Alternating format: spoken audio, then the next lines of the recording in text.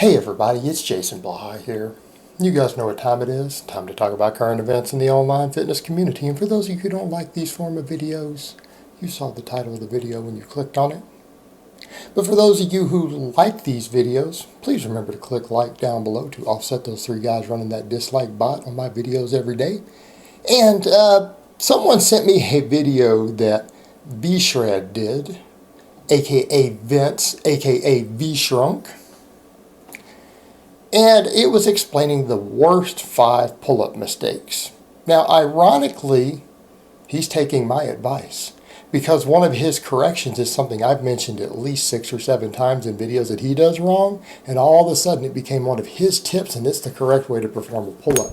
So let me go ahead and put on my +5 hat of Speechcraft, and let's talk about this. You know, normally Vince makes some pretty bad videos. This one was one of his better ones. He didn't get everything perfect, but it was one of the better ones. So I'll give credit where credit is due. So the guys who are writing the scripts over at V-Shred for Vince, if that's even his real name, the actor they hired to do this, you know, you guys notice he's made a lot of gains lately, and we talked about that before. And his back, well, not so much his back, but at least his chest and shoulders are filling out and everything. But he has struggled historically with back development. And I've said repeatedly the reasons why.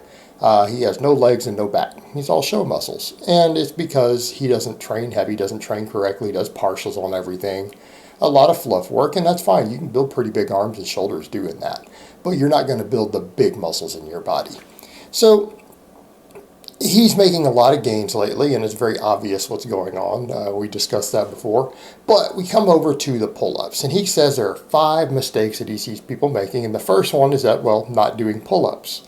Now, here's what I'm going to say on that. You guys know I consider the pull-up to be a foundational exercise. I'd like to see people build a base on it. There will be times in your training where you pull them out. I don't currently do pull-ups. I've hit some pretty high numbers on pull-ups, right? You guys have seen me hit some pretty high numbers on dead hang pull-ups, dead hang chin-ups. I'm not currently doing them because they don't match my current needs. That's what I'm going to say with any exercise. An exercise needs to be based around what it is you are trying to achieve in the moment. Now, if building a base is part of it, I'll agree. Pull-ups are a pretty fundamental exercise for building a base in terms of size and strength. So I tend to promote them for the most part, even though I don't do them right now. So over to the point, though, he said not doing them. He said, well, the best thing to do if you're not strong enough to do them, and this is where I'm going to disagree. He said use the assist machine. I think the assist machines are worthless. He's like, and then he's like, the second best thing is to use a band. And now that I'll agree with, but I would switch those and say the band is the only option. The machine-assisted pull-ups are, in my personal opinion, probably the worst way to get strong enough to do a real pull-up. I don't think it's a useful piece of equipment. The only person I know of who even uses one I've ever heard, the only man I've ever heard of who uses one is Jerry Ward, and he tore one of his lats doing it. I can't think of anyone else who considers themselves to be any sort of serious trainer who would use the machine. It just has to do with the fact that it totally distorts your strength curve in a way that's not useful, and at least the band does it in a way that we can work with better. It creates a better strength curve because that machine, the way it moves, is so slow and it's awkward. At least the band creates a sort of tension that's almost like a reverse barbell lift, like a reverse band barbell lift, which we know in the strength world can be beneficial for increasing strength. So I would generally push people in the direction of doing the band. Couple of things that he kind of said that I didn't agree with. If I think it was his number 2 one, not warming up. And then he started saying, well, you could do 10, 15, 20 rep sets on the lat pull down. I would never in my life recommend someone do a 15 rep warm up for any exercise. I mean, and what's the purpose of a warm up? He's talking about injury prevention. Warm ups don't prevent injuries. Right? There's no actual evidence, and this is, you guys can argue about this all you want. There is no evidence that warm ups prevent injuries. Warm-ups help you lift more weight. That's the reason that we warm up. And if you're trying to lift more weight, then the best way to warm up is to do lighter versions of what it is you're trying to do. So let's come back over to the point. What would be the best way to warm up for a pull-up? If you decided you needed to warm up for a pull-up, I would never warm up for a pull-up personally, because it wouldn't be the first exercise in my rotation, and I have no trouble cranking out bodyweight pull-ups. But if I did, and my bodyweight pull-ups were going to be really challenging, you would just do a 3 to 5 rep set with a reverse band, right? Do the reverse band that he just showed. And you all have bands, right? Everyone who's a serious lifter or serious about training in any way has a set of bands, right? You all have bands. If you don't, maybe you should sort that. Then he kind of went on, and one of the things that really amused me was the whole arm thing, because he's standing there saying, too many people use their arms instead of their back on a pull-up. And I'm thinking, you know, what is it people say about me? Like, Jason, you have terrible tiny arms, but your back is ridiculous, right? People are like, you got like a pro bodybuilder size back on most of it and no arms. Really, the only place I feel a pull-up is in my arms. And that's ironic to me, is that my back grows from tons of exercises that I only feel in my arms. I feel like I use nothing but my arms on these exercises.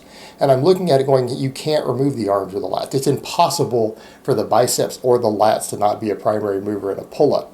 And then he demonstrated the most bizarre version. I see people doing this all the time, and it was like elbows flared real weird back into this weird position that I have literally never seen anybody in my entire life do.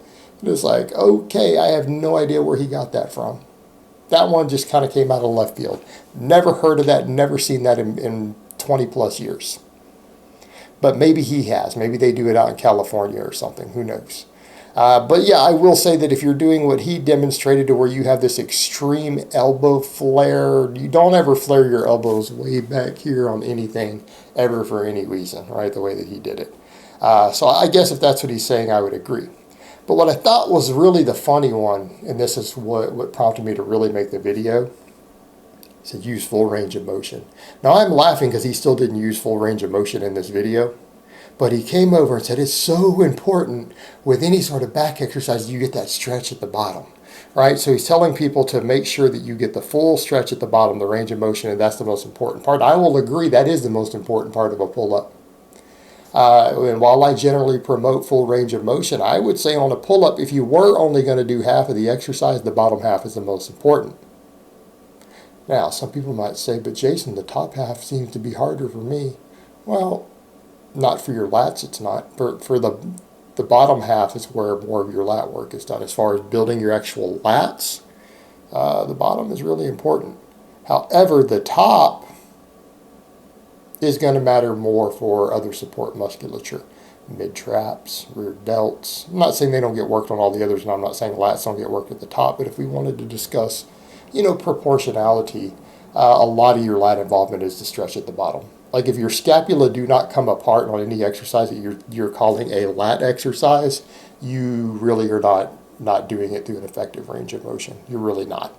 You really need the actual scapula to spread apart, which means it's all the way down to the bottom of the pull-up.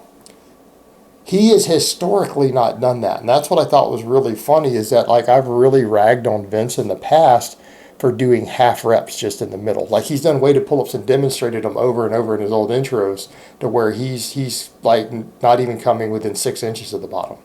Maybe not even 8 inches of the bottom. He's just doing mid-range because he doesn't go all the way up and he doesn't go all the way down. He's just in the middle. And that doesn't work the lats effectively. And so guys who say that they can't build an enormous back, absolutely enormous back off of pull-ups, they're not going all the way down. Absolutely not going all the way down. And he has historically not done that. So I thought it was funny that he's saying, this is how you do it, and this is how I do it. It's like, really?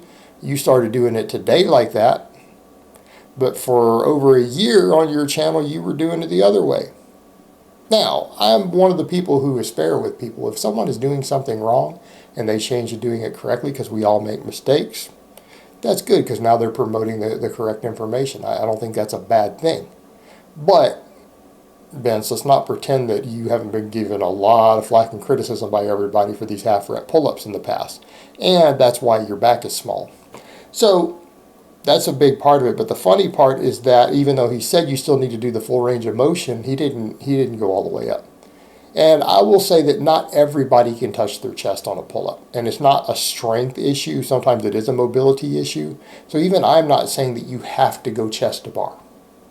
And a lot of people say, no, you have to. No, that not everyone is actually built for that in terms of mobility.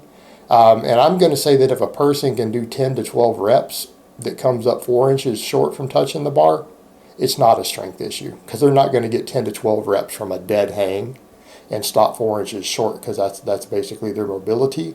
But he's a lot further away from that than that. And this is not a guy with mobility issues or anything else. He is half stroking all those reps until he says, oh, but I come up this high. And then he brought his chin about up to the bar on one of them.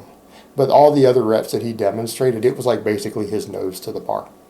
His chin didn't even reach it. And usually I'm going to say that's going to be your bare minimum, at least the chin. At least the chin needs to come above the bar. If you have the mobility for it, your chest should touch the bar too. Chest should touch the bar too.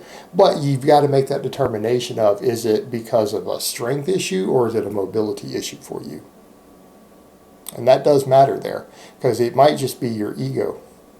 And if it is just your ego and you really are physically capable of reaching it, then it's a little bit different. Some of that would be to just jump up and check. Like if you can crank out more than 5 body weight ones, and this is like me, I can't quite touch my chest on a pull-up.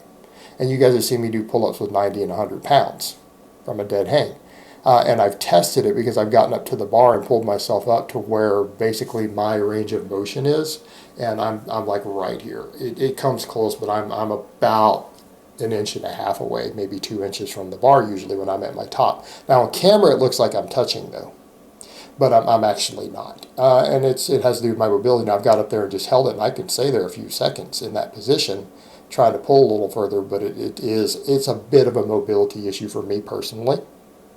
But I can get fairly close. And I'll admit, I can't quite touch me, but the viewers would never know that. You wouldn't know that I'm not touching with the camera watching, because a lot of people think that I am when they said, oh man, you're going chest to bar. I'm actually not, because I don't quite have the mobility to do that effectively. And I've tested it to check and see. It's not hard for me to get 2 inches from the bar and just hold it. It's not actually that hard to do. It's just I can't quite get that extra. But I can do 10 to 12 of them easily and come up to that point all the way from the bottom. So it's not a strength issue, it is a mobility issue, but you do need to make sure of that. And that would be something I would tell people to test. And if you can touch the bar, then you need to touch the bar, right? If you can physically do it, you need to go ahead and do the full range of motion. But I will agree that bottom is the most important part. And if you are skipping the bottom of a pull-up or a chin-up, it's really a problem. You're really wasting the exercise in a lot of ways. All right, guys, but that's really all I have to say on that today. I hope it's been informative, and I will talk to you guys next time.